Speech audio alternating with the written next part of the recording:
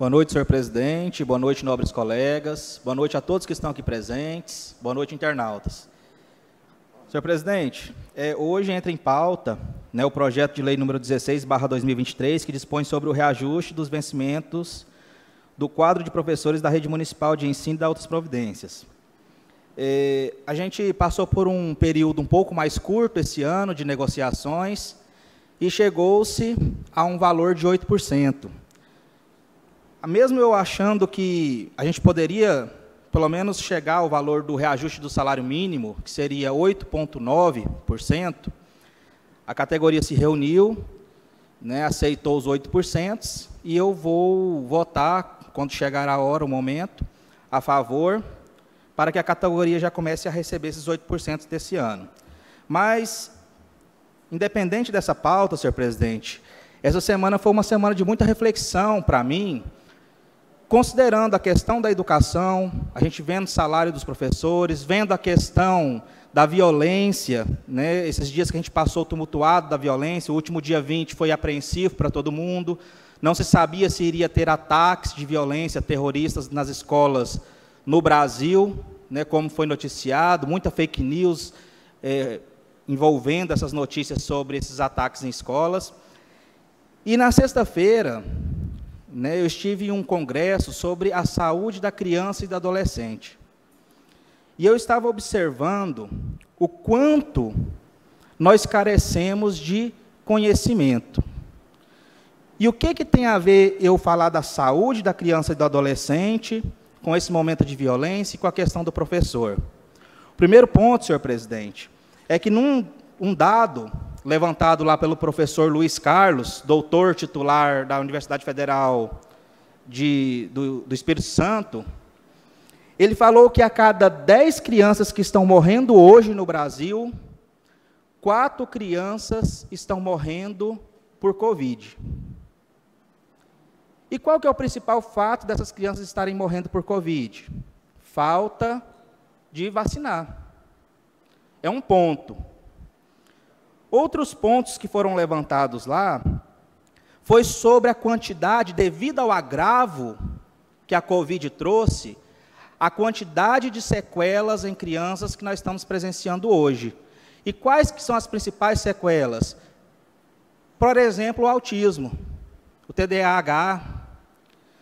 Quantas crianças hoje nós não estamos vendo, senhor presidente, com autismo nas nossas escolas? E por que isso é um problema de saúde pública e, ao mesmo tempo, de educação? Porque eu refleti muito, quando eu ouvi sua fala, senhor presidente, que em um dado momento da infância do seu filho, ele teve uma má formação no tórax, e por causa disso ele sofria bullying na escola. E o senhor teve uma atitude nobre de conversar com o pai do aluno que estava fazendo bullying, conversar com o aluno, explicar que era um problema de saúde, um problema congênito de saúde, essa má formação. Inclusive, seu filho passou por cirurgia para corrigi-la. Esses dias para trás, nós presenciamos na escola presbiteriana aqui em Porangatu, uma criança que provavelmente estava sendo criança, agitada às vezes, poderia ter algum problema ou não, e um adulto, devido a essa criança ter jogado um confete nele, agrediu essa criança dentro de uma escola. Em um outro momento, senhor presidente, tem um aluno que esse eu tenho certeza que ele tem certo grau de deficiência, e lá na escola Porantécnica, esse aluno, uma mãe chegou e ameaçou esse aluno. Por quê? Porque por ele ser mais agitado, ter um certo grau de autismo, mexeu com o filho dessa mãe e essa mãe foi lá ameaçar esse aluno. E não bastasse isso, no outro dia, o pai foi lá, senhor presidente, e ameaçou esse aluno. E quando a gente verifica a violência que vem ocorrendo nos últimos anos, o que se alega, muitas vezes, é questão de bullying, e a maioria desses bullying, ou de quem sofreu, ou de quem causa, a maioria desses bullying está associada a algum tipo de problema de saúde. ou pela ignorância nossa, dos pais e das crianças, em entender o problema do outro, e aí muitas vezes aquele coleguinha que tem um problema é o último a ser escolhido num time de futebol, num time de basquete, né, na educação física, quando você vai separar os times, aquela criança que tem algum grau de algum problema de saúde, que seja uma coordenação motora, uma hiperatividade, geralmente ele é o último a ser escolhido, é o que fica de canto, e dentre outros fatores. E isso, senhor presidente, me traz o seguinte: o quanto a gente tem que investir na nossa educação, primeiramente, porque a maioria dos casos de violência se dá por falta de conhecimento, de educação, e, ao mesmo tempo, quanto nós temos que investir na nossa saúde também, senhor presidente. Porque, pelos problemas de saúde, que muitas vezes são negligenciados, essas crianças sofrem bullying, ou elas são mal compreendidas pelos demais coleguinhas, e esses coleguinhas, muitas vezes, fazem certas coisas que geram a violência depois, futuramente. Então, senhor presidente, por que eu estou falando tudo isso? Considerando que a classe dos professores aceitou os 8%, mais do que nunca eu faço um apelo para os vereadores para a gente acompanhar de perto o que está sendo feito com o dinheiro da educação e da nossa saúde.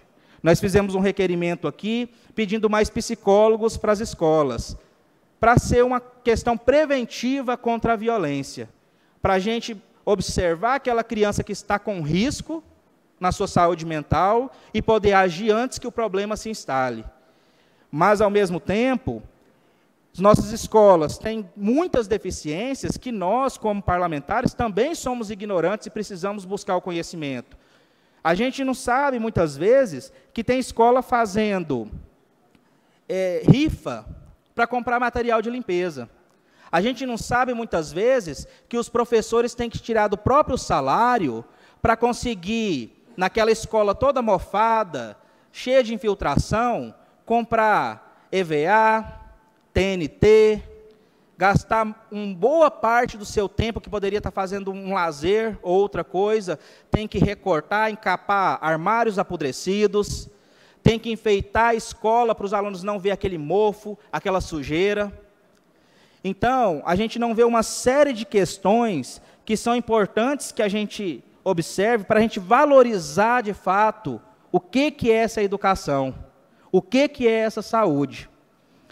Então, fica aqui meu apelo para que, aprovando esses 8% para os professores, que, no mínimo, a gente consiga, então, condições dignas de infraestrutura e de melhor condição de funcionamento das escolas, com mais psicólogos, com psicopedagogos, que a escola funcione, então, em sua plenitude. Que com isso, sim, a gente vai conseguir evitar vários casos, tanto de violência, quanto ter uma educação e uma saúde, pelo menos com o mínimo, não falo nem com qualidade, mas pelo menos com o mínimo de condições para que o cidadão tenha dignidade. Muito obrigado e uma boa noite.